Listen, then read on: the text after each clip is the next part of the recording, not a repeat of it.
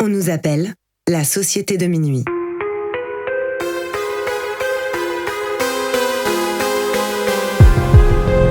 Séparément, on pourrait croire que nous sommes tous très différents les uns des autres. Nos passions, nos vies et nos histoires sont différentes. Nous ne fréquentons pas les mêmes écoles, ni les mêmes quartiers. La seule chose qui nous réunit, c'est d'avoir touché du doigt le surnaturel. Nous avons alors décidé de nous rassembler pour partager nos peurs, nos histoires bizarres et effrayantes. Les uns après les autres, nous replongerons au cœur de nos angoissants souvenirs, aux frontières du paranormal.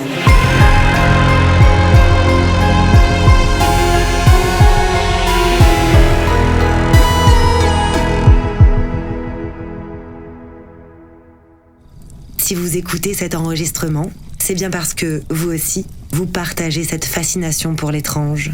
Vous êtes les bienvenus, mais attention, préparez-vous à sortir de votre zone de confort, car les histoires que vous allez entendre se sont bel et bien produites. Joël voit et ressent l'invisible depuis sa plus tendre enfance. En grandissant, ses dons laissent percevoir de plus en plus de choses et lui font comprendre de quoi elle est capable. Elle quitte alors son travail pour les accueillir complètement et les mettre au service des autres. Cette histoire s'intitule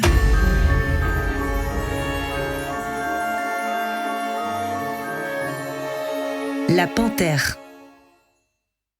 Pour moi, tout ce qui s'est passé dans ma vie a un sens et a une chronologie, et je me dis que si j'avais pas vécu tout ce que j'ai vécu, j'en serais pas arrivée là aujourd'hui, et que je suis contente d'avoir entre guillemets vécu peut-être ces difficultés, mais je sais pas si je vais réussir à le synthétiser en fait.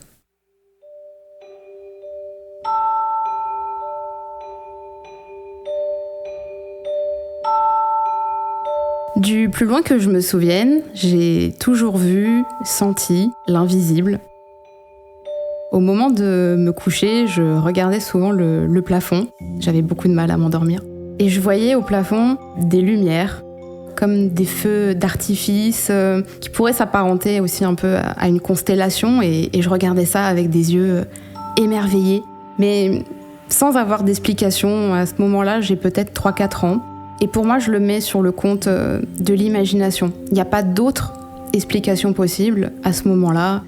Et vu que c'était quelque chose d'assez positif, c'est vrai que je n'ai pas souvenir d'en parler à mes parents, ni à mes amis. Ce n'était pas un sujet pour moi. Il n'y avait pas à en faire une histoire.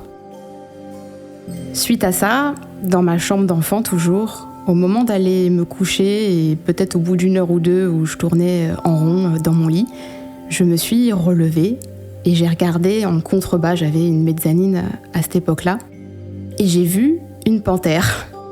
Elle faisait des allers-retours au niveau de mon lit, comme si elle montait un peu la garde, elle faisait le guet. Mais autant vous dire qu'à ce moment-là, je n'ai pas eu ce recul et j'ai vraiment juste eu peur. Et je me suis cachée dans mes couvertures et je me suis endormie.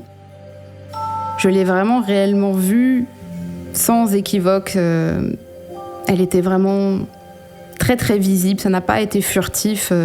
C'est comme si vraiment elle était là. Je n'ai pas appelé mes parents à ce moment-là, parce que mes parents, malgré qu'ils soient très aimants, c'était aussi des parents qu'il ne fallait pas déranger pendant leur sommeil. Donc à ce moment-là, je pense que j'ai vraiment la réflexion de me dire, ils vont t'envoyer chier, ça n'existe pas, c'est pas possible. T'as vu quelque chose, tu sais pas ce que c'est, mais bon, voilà, ça en est resté là en fait.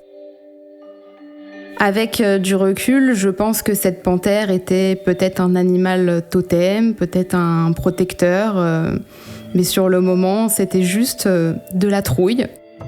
Suite à ça, dans ma vie, en grandissant, j'ai toujours continué à voir les petites lumières et à sentir aussi également des présences autour de moi. Souvent, quand j'allais me coucher, je sentais autour de ma tête, autour de mon front, comme des chatouillis, des appositions de mains qui me faisaient un peu comme une vibration. Je n'avais toujours pas d'explication à tout ça, si ce n'est que ce n'était pas désagréable. Même si pour moi, à ce moment-là, le mot médiumnité n'existe pas, j'avais la présence d'esprit de me dire que c'était positif et que c'était peut-être des gens de l'autre côté, ou que sais-je, qui étaient là pour moi et qui se manifestaient comme ça, mais Je n'en ai toujours pas parlé à mes parents à ce stade-là, je le garde pour moi, je n'en parle pas à des camarades. Je n'y pense même pas, je pense, à en parler. Ça n'a pas lieu d'être. Et puis l'adolescence arrive, et là c'est vrai que je vois de plus en plus de choses. Ça commence à vraiment prendre de la place, et cette fois dans le mauvais sens du terme. Ça commence vraiment à me perturber, même quand je suis à l'école. Si je fixe trop longtemps un cahier ou le tableau et que mon regard se perd un petit peu, je vais avoir tendance à voir l'invisible, à voir des choses, à voir des petites scénettes, comme un rétroprojecteur au final, et ce sont des choses que je ne comprends pas. Je vois des gens, je vois des... Ça m'arrivait de voir des espèces de champs de bataille, ce genre de choses, et du coup je perdais complètement concentration à l'école, et je savais pas ce que je voyais, je ne comprenais pas. Dès que je voyais quelque chose, j'arrêtais, je me concentrais pas dessus, j'allais pas au bout des choses, et puis il y avait du brouhaha, il y avait le prof, c'était pas dans un cadre où vraiment je pouvais me concentrer entre guillemets, et puis c'était juste perturbant en fait. À cette époque-là, le 6e sens est sorti, le film, avec ce petit garçon qui voit des défunts qui sont à chaque fois défigurés et ensanglantés. Et je me souviens avoir dit à cette époque-là à ma mère mais moi, si je voyais ça, je deviendrais complètement folle. C'était cette époque-là où moi aussi, je commençais à voir des choses, mais qui étaient nettement moins effrayantes. Je me souviens être rentrée une fois dans la chambre de mes parents et j'ai vu un petit garçon assis au bord du lit. Ça a vraiment pas duré longtemps, mais voilà, ça se multipliait. Suite à ça, j'ai donc dit à mes parents que, je leur ai dit textuellement, je crois que j'ai des visions.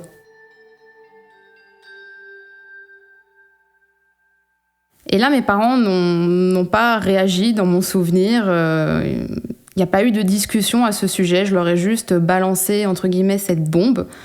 Et par la suite, ils m'ont expliqué que ça faisait plusieurs nuits qu'ils ne dormaient pas parce qu'ils étaient très, très inquiets pour moi. Ils m'ont expliqué que nous allions aller voir mon pédiatre,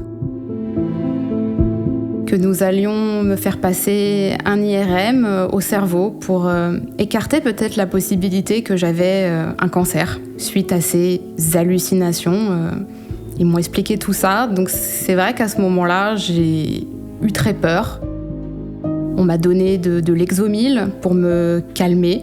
J'ai fait des malaises, je supporte difficilement les médicaments en général. Et tout ça a vraiment été mis de côté pendant de nombreuses années suite à tous ces examens qui m'ont énormément fait peur. Et ils m'ont fait prendre conscience qu'effectivement j'étais peut-être folle, que c'était peut-être une explication à tout ça, car moi je suis née dans les années 80. Et c'est vrai que la médiumnité, à cette époque-là, n'existe pas.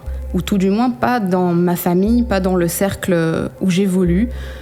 C'était uniquement des émissions sur TF1, où je n'ai plus les titres de ces émissions, mais des émissions où on voyait vraiment des choses assez grossières sur des voyants ou sur des assiettes qui volent dans une maison. Donc pour moi, la médiumnité, la spiritualité, à cette époque-là, n'est pas une option. Ça n'existe pas. Et être voyant, être clairvoyant, tout ce vocabulaire n'existe pas pour moi. Donc n'est pas une option.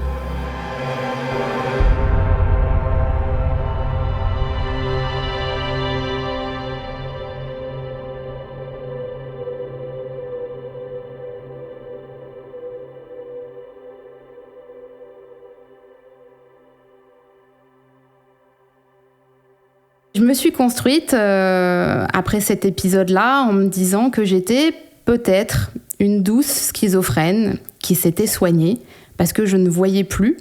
Je continuais à ressentir toujours certaines présences, toujours cette forte aussi intuition.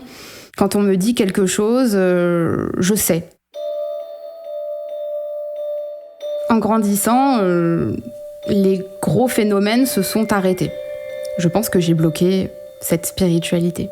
Et elle s'est réveillée il n'y a pas si longtemps que ça. Je vivais à cette époque-là au Canada et j'étais seule dans une maison. J'étais en formation à ce moment-là à Montréal Et j'ai eu une sortie de corps.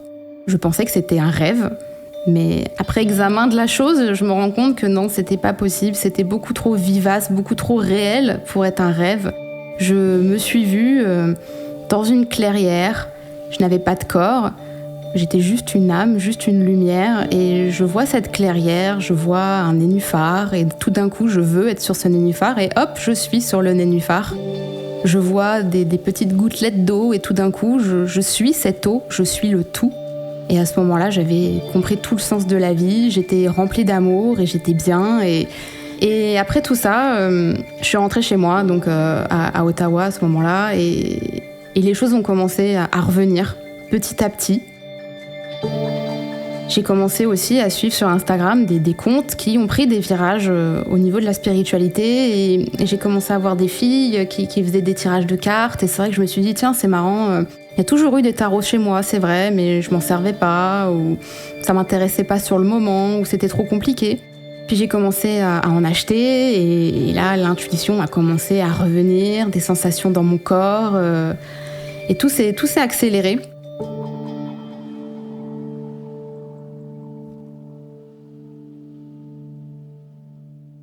Un jour, je regarde par l'œil de bœuf de la porte de chez moi.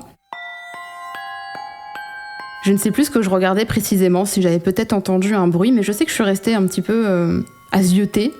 Et j'ai vu une dame passer. Cette dame était habillée un peu comme à l'époque de Dr. Queen ou de la petite maison dans la prairie. C'était quelqu'un d'assez aisé. Et elle est passée devant ma porte. Elle a longé tout le couloir et elle est passée à côté de ma porte. Elle n'a pas regardé dans ma direction. Et c'est inexplicable. Je sais que c'était un défunt parce qu'elle n'était pas en couleur. Elle était en noir et blanc, un peu en transparence. Mais je n'ai même pas eu de recul. Pour moi, c'était quelque chose de fantastique, en fait, où je me suis dit, ok, ça existe. Et là, j'ai su mettre un mot.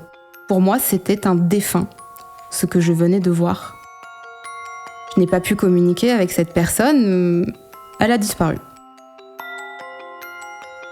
Suite à ça, j'ai essayé de développer mes capacités en faisant de la méditation, en essayant de m'entraîner, en essayant de comprendre ce que je ressentais dans mon corps quand on me donnait une information sur une relation. Et tout d'un coup, j'avais, par exemple, une sensation de couteau dans le dos. J'arrivais à percevoir ce genre de choses et j'arrivais à les expliquer. Je me disais, ok, donc il y a la claire sentience, c'est ce que je ressentais en fait. Il y a la claire voyance, c'est quand on voit. Il y a la claire audience, c'est quand on entend. Moi, je suis vraiment dotée de claire sentience.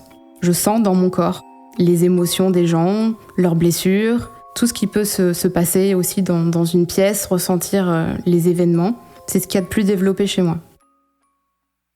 Un fait qui est très marquant pour moi, c'était lorsque je regardais justement une vidéo de tirage de cartes.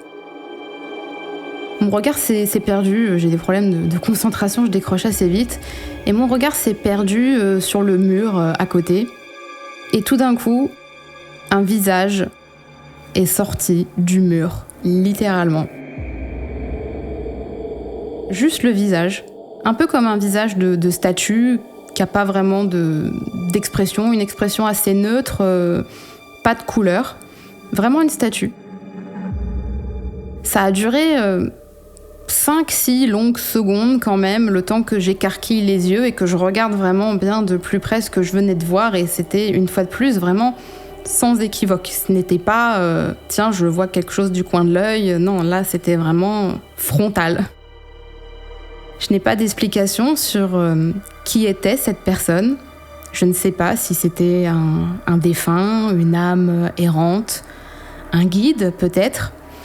L'explication que j'ai aujourd'hui, c'est que c'était peut-être là pour me dire « ça existe. Ça existe et tu es capable de voir, c'est réel. » Parce qu'aujourd'hui, ce n'est pas forcément mon principal canal de voir. J'ai déjà vu des défunts, mais je ne communique pas avec eux, je n'ai jamais essayé de les appeler. J'ai vraiment juste l'impression que toutes ces manifestations étaient là pour me faire prendre confiance et prendre conscience que oui, cet invisible que je sens, eh bien, je suis capable de le voir et il est bien réel.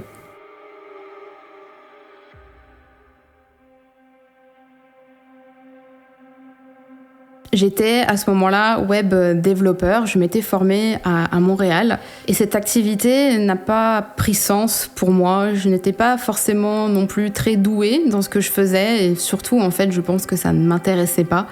J'ai voulu me laisser la chance de me lancer dans cette carrière de médium et c'est vrai que très rapidement mes capacités ont progressé. Tout n'est pas venu tout d'un coup, ça a été progressif. J'ai vu et senti de plus en plus de choses et surtout aussi en pratiquant, en ayant de plus en plus de gens qui m'ont fait confiance pour les aider. Même 3 ans après, j'ai des manifestations qui m'arrivent et qui n'étaient jamais arrivées auparavant. Aujourd'hui, je suis capable d'avoir des flashs qui peuvent être en couleur, très fugaces, à des moments où je ne le demande pas forcément. Il y a quelques mois, j'allais pour me coucher et j'ai vu une fusillade d'enfants. Je n'ai pas réellement vu la fusillade en elle-même, j'ai vu des enfants et je ne peux pas expliquer. Je savais que ce qu'on était en train de me montrer, c'était ça.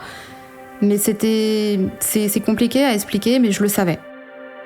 Le plus terrible, c'est que le lendemain, mon enfant avait une sortie scolaire. Donc mon sang n'a fait qu'un tour et j'ai eu peur que ce soit prémonitoire.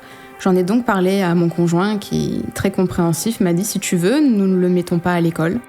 Mon fils ne le voyait pas de cet œil-là, il avait très envie de faire sa sortie scolaire. Nous l'avons donc laissé choisir son destin. J'ai eu le recul de me dire que je ne pouvais pas, par mon action, changer l'heure de sa mort. C'est la réflexion que je me suis faite. Fort heureusement, il ne s'est rien passé pour mon fils et sa classe ce jour-là. Mais c'est vrai que quelques jours après, il y a eu une fusillade aux États-Unis, une fusillade d'enfants. Et on ouvre ce matin ce journal avec ces images, les drapeaux en berne après ce nouveau drame aux États-Unis qui relance le débat sur les armes. Un garçon de 18 ans a été l'auteur d'une fusillade dans une école primaire, tuant 19 élèves et 2 adultes. Bilan pour le moment provisoire. Cela s'est produit donc dans une école élémentaire d'Uvalde, entre San Antonio et la frontière mexicaine. Alors chacun en tirera les conclusions qu'il souhaite, mais c'est vrai que ça m'a vraiment fait un peu froid dans le dos, je dois le dire. Suite à ça, il y a vraiment très peu de temps, avant de partir en vacances de juillet, il me semble, j'ai vu, pareil, dans l'une de mes visions, qui apparaît sans être sollicitée, j'ai vu une grosse boule de feu, comme une espèce de... pas d'explosion, mais presque, et bon, je n'y ai pas prêté attention, juste nous partions en vacances et j'avais peur que la maison brûle, ce qui n'a pas été le cas, mais c'est vrai qu'il y a eu beaucoup d'incendies en France cette année. Et dans les premiers jours, je n'y ai pas prêté attention parce que malheureusement, ça arrive tous les ans. Mais c'est vrai que cette année, ça a vraiment été très très intense. Les flammes dévorent la forêt depuis 5 jours. 10 000 hectares ont déjà été ravagés. 1200 pompiers luttent sans relâche, jour et nuit. Les bâtiments calcinés se dévoilent, offrant un spectacle de désolation inédit dans le département. Nous sommes en train de vivre une saison exceptionnelle par sa dureté. Donc potentiellement, oui, peut-être que ce feu était là pour avertir. Ça m'arrive souvent quand je suis un peu dans le lâcher-prise, quand je vais pour m'endormir ou quand je viens de me réveiller. Et ça va venir sur mon écran mental. Là, si je ferme les yeux, je vois du noir. Et ça va prendre toute la place. Je vais vraiment la voir comme si j'avais les yeux ouverts, on va dire, et qu'on me montrait une photo. Et je le distingue vraiment de l'imagination, parce que l'imagination, enfin en tout cas moi j'ai du mal à visualiser, là si tu me dis de visualiser une voiture bleue, je la vois mais sans plus, tandis que les visions que j'ai, elles s'imposent et elles prennent toute la place et il n'y a pas d'équivoque. Plus récemment, un de mes cousins attendait un enfant et j'ai voulu m'entraîner à essayer de trouver le sexe avec les cartes. Chose qui normalement n'est pas forcément possible avec des cartes, mais j'avais envie d'essayer. Et quelle ne fut pas ma surprise de découvrir un tirage qui était assez terrible, assez alarmiste, où il y avait la maladie, des pleurs, de la perte. Et là, j'ai vraiment pris peur et j'ai tout arrêté. Et je me suis dit que je n'aurais pas dû, que je n'avais pas cette permission de demander quoi que ce soit. Et je me suis dit que je m'étais bien fait attraper. Et voilà, j'en ai parlé à mon conjoint et à une amie, il me semble, et les choses en sont restées là. Les échographies se sont passées et la grossesse avait l'air de bien se passer. Jusqu'à le 6e mois, il me semble, où ils ont appris que cet enfant allait être différent, qu'elle allait avoir un handicap lourd, et on leur proposait de faire un avortement thérapeutique. Et là, je me suis souvenue de ce terrible tirage et il a fait sens. Parce que tout de suite, en fait, je peux pas l'expliquer, tu vois, tout de suite, j'ai eu un mouvement de... J'ai vu, enfin c'est même pas que je l'ai vu, c'est que je peux pas te le dire, c'est tu le sais en fait, t'as les informations qui s'imposent à toi et j'ai vu embrouille, maladie, pleurs et tu sais la grossesse elle avance et puis d'un coup le couperet tombe. Ils ont gardé cet enfant qui aujourd'hui malheureusement est très mal en point. C'est une maladie qui s'appelle le syndrome de Di-George. Ouais, c'est Di-George. Et en fait, c'est génétique, c'est une dégénérescence où en fait, il peut y avoir toute une panoplie de choses qui font que tu peux être un petit peu, c'est pas attardé, mais t'es un petit peu lent. Tu peux avoir un faciès un petit peu particulier. Et en fait, le problème, c'est que mon cousin l'a en fait. Sauf qu'il ne savait pas qu'il l'avait. Mais en fait, le problème, c'est que c'est une maladie qui, plus elle se transmet, et elle devient de pire en pire en fait. Et donc, ils ont vu à un moment donné à l'échographie qu'il y avait un truc qui allait pas. Donc au début, ils pensaient que c'était justement la trisomie. Et puis là, elle a 3 mois. Ça va pas du tout en fait, il faut qu'elle se fasse opérer. Le problème, c'est qu'ils ont jamais vu ça. Le truc qu'elle a au cœur, ils l'ont jamais vu. Tout ce qu'ils savent, c'est que le temps est compté en fait. Qu'il n'y a pas des kilomètres qu'elle fasse un arrêt un jour. Mais tu vois, la puissance des cartes... Il y a quelques mois, mon conjoint est venu me trouver en me disant qu'il n'avait plus de nouvelles de Fred, un de ses amis, que ça faisait plusieurs jours qu'il ne répondait à personne, par texto, par appel. Et j'ai tout de suite su que c'était grave. J'ai tout de suite senti que quelque chose n'allait pas. Suite à ça, mon conjoint est sorti et il est rentré 2 heures après. Dans ce laps de temps-là, j'ai fait un tirage qui était très perturbant. On voyait la carte de la naissance et à côté la carte de la distance. Comme si cette personne se tenait à distance de la natalité, de la nativité. Il y avait des cartes de départ, de voyage, de mort. Donc à ce moment-là, j'ai vraiment pris peur et je me suis dit de 2 choses l'une, où effectivement il est parti précipitamment en voyage et j'ai prié pour que cette carte de mort soit peut-être son téléphone qui était mort ou peu importe, j'ai essayé de trouver l'inexplicable et mon conjoint est donc rentré plus tard et il m'a dit Fred est dans le coma. Il est mort pendant 8 minutes, ils ont essayé de le réanimer et aujourd'hui il est sorti du coma, il va mieux. Mais c'est vrai qu'en essayant de me connecter à lui plusieurs fois pendant cette période de coma, je voyais qu'il a longtemps hésité à revenir. Je le visualisais un peu comme perdu sur une île, très loin. Comme s'il se disait « qu'est-ce que je fous là, je fais quoi, je reviens pas ». J'ai senti, dans mon ressenti en tout cas, une hésitation. Mais c'est vrai qu'au tout début, les tirages étaient vraiment assez catastrophiques. Comme si j'avais l'impression qu'il allait pas se réveiller, qu'il allait pas revenir. Et comme quoi, des fois, les tirages évoluent au final, même si à mon sens, normalement, dans la vie de tous les jours, les énergies ne changent pas du jour au lendemain. Si je te fais un tirage sentimental, je pense pas que la semaine d'après, il y ait du neuf à raconter, normalement. Mais c'est vrai que là, dans un cas de coma, de santé, ça peut vite évoluer, ça peut vite changer. C'est vrai que lui, au début, je me disais, non, là, il va pas en revenir.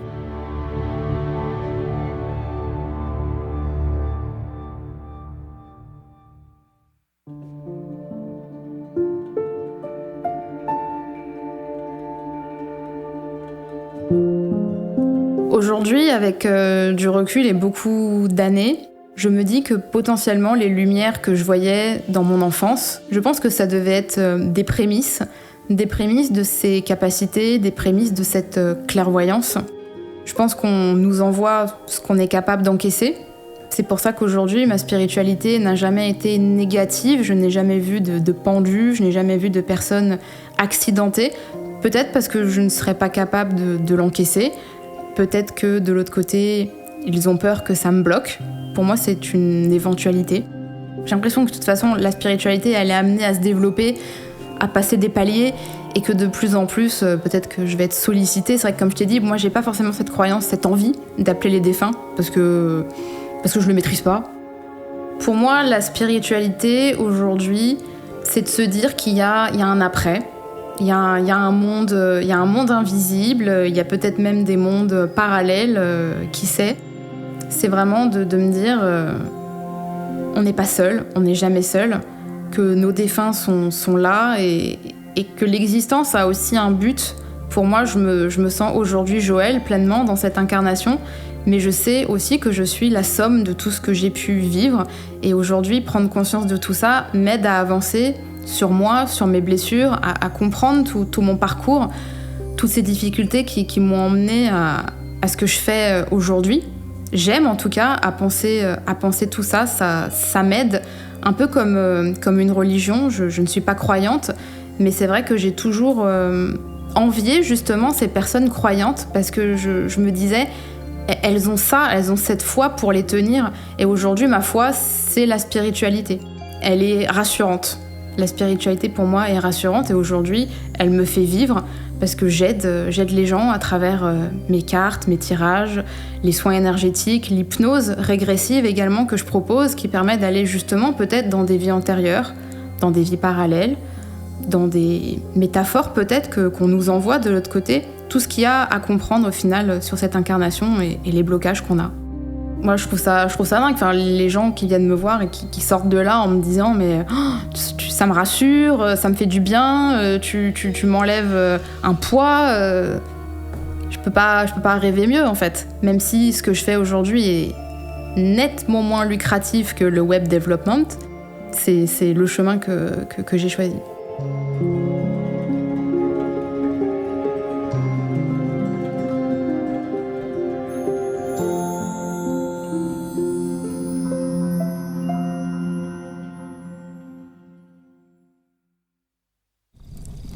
L'histoire de Joëlle est maintenant terminée. Pour me dire ce que vous en avez pensé, retrouvez le podcast sur Instagram et écrivez-moi dans les commentaires, sous le post dédié à cet épisode ou en message privé.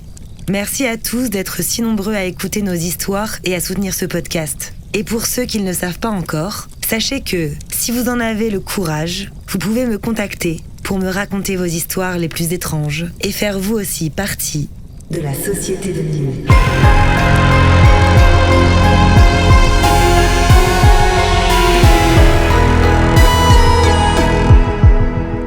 Ce podcast a été imaginé, réalisé et monté par votre hôte, Tatiana Benamou. Mixé par Dimitri Benamou. Et la musique du générique a été composée par Jérémy Marlon.